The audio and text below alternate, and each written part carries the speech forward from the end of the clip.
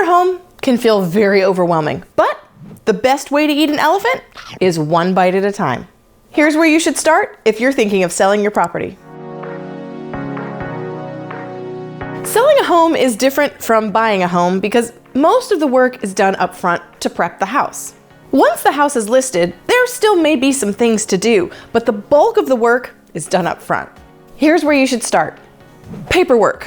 Create a box or a binder or some space that's designated for any kind of paperwork or items that are gonna stay behind for the buyer. Things like manuals for the microwave, your survey, the number for your lawn service guy, extra keys, the pool fob, the combination to the gate code. Anything like that that's gonna stay for the buyer, put it in one designated spot so that once you're packing and frantic, you don't have to search for anything. Then it's time to declutter. And if you've lived in your house for many years, this can be a very daunting task. Give yourself plenty of time to do it. Some sellers I've worked with have taken months to get through the decluttering process. Your agent can help you with this as well by making recommendations of what needs to go or even referring a professional if you need to hire help. When decluttering for your home to be photographed, here are a few key tips. Less is more. Bookshelves, tables, countertops. Clear off the bulk of those items. Leave out a knickknack or two or a couple of books, but more white space is better. Be sure to remove personal photos. You want buyers to walk in and to be able to picture themselves in the property.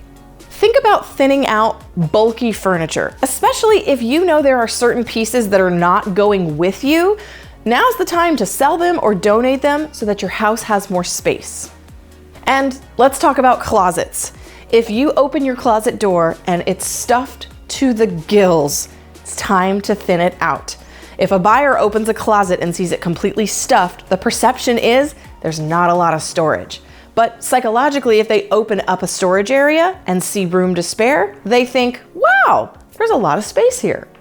And finally, clean, clean, clean. A deep cleaning is crucial. Hire someone if you need to.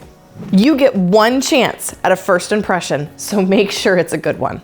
Once you've got the inside process handled, start to think about the exterior. Think about your curb appeal. It's that first impression again. When someone pulls up to the house, you want them to see trees trimmed, gutters cleaned out, sidewalks and driveways pressure washed, weeds pulled, grass mowed, and if there's any kind of landscaping or flower beds, fresh mulch. These things make a huge difference in an impression of a house, and they don't cost a ton of money.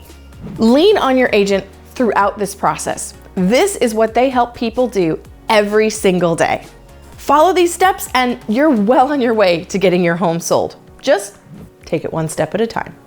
And if you've never actually sold a property before, this is a great place to start, but there's a lot more to it, especially once the sign goes in the ground. I'm Lindsey Johnson, your resource for all things real estate. See you next time.